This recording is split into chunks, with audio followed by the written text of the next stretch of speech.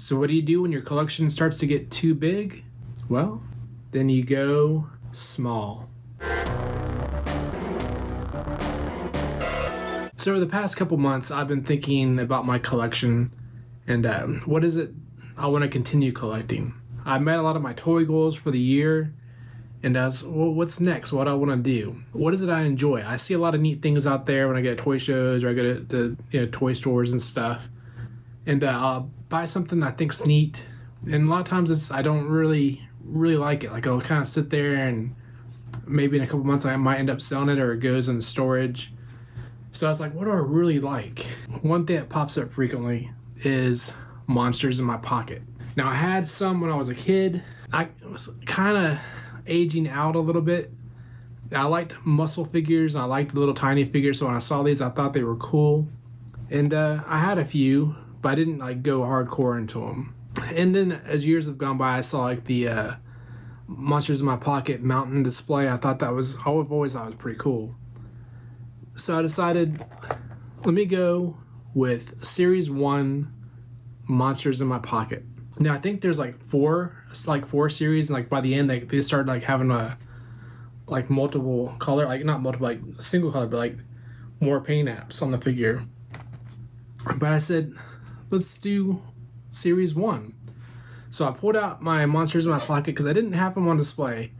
I had some like in a little like jar, kind of all piled in on top of each other, just as like a thing that was sitting on the shelf, but I didn't really have them properly displayed. But I pulled them out, I looked at all my doubles, and I'm selling those, and I've sold some, and picked out Series 1. This is all my Series 1, and these are from the other series. I think mostly Series 2. So I'm going to focus on Series 1. Now, I have my cheat sheet here.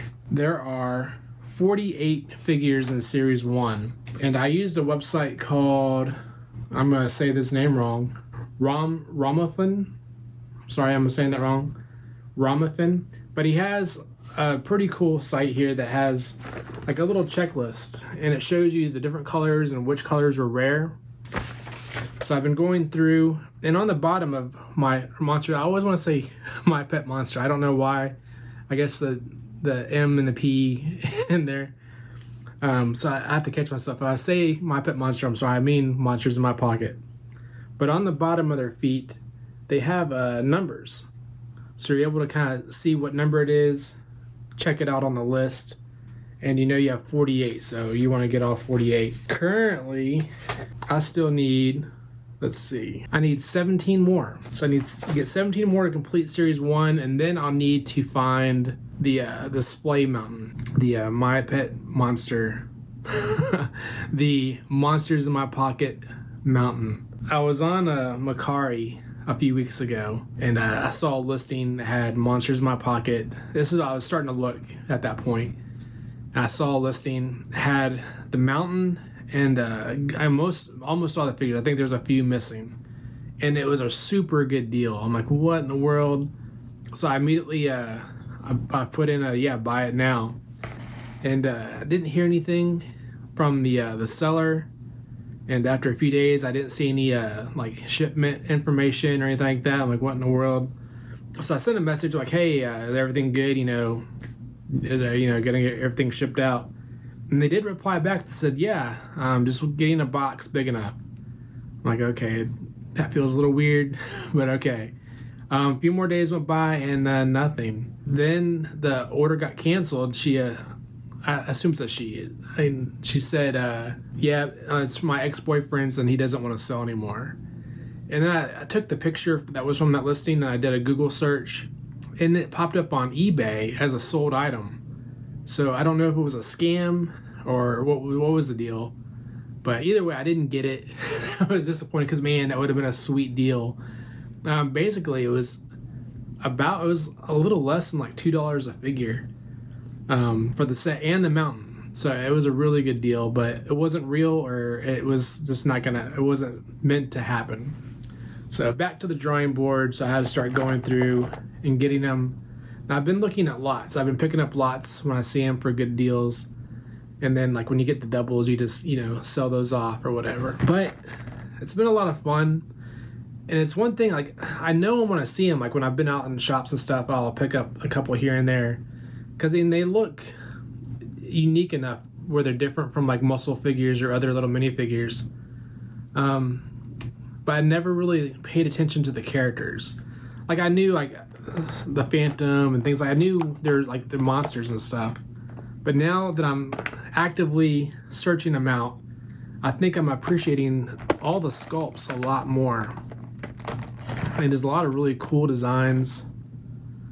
I mean, they're just awesome little monsters. This one's one of my favorites. They're super cool. I mean, they're a lot like muscle figures. You know, there's these weird little designs, but they're all based on monsters, like urban legend type monsters. Like you have werewolves, you have like Phantom. So it's pretty cool. Like I'm not gonna try to get, like, I think all of them came with cards, trading cards. I know I had some with mine, but I'm not gonna try to get those. I'm not gonna actively look for cards. If I get some, that's cool, but that's not important for this to complete this. But so that, be on the lookout, because I'm going to some toy shows coming up in the next few months, and I'm gonna be actively looking for monsters in my pocket. Another small line of figures that I've always liked since I was a kid, and I had a lot, and unfortunately I got rid of them when I was younger. I did my toy purge, and I didn't even sell these. I think I just gave these away to a friend. But Battle Beast, I've always loved Battle Beast.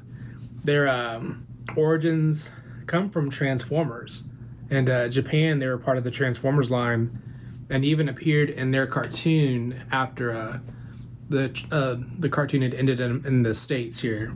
Here in the States, we got them as Battle Beast. And it was the rock, paper, scissors type of game with the fire, wood, and water.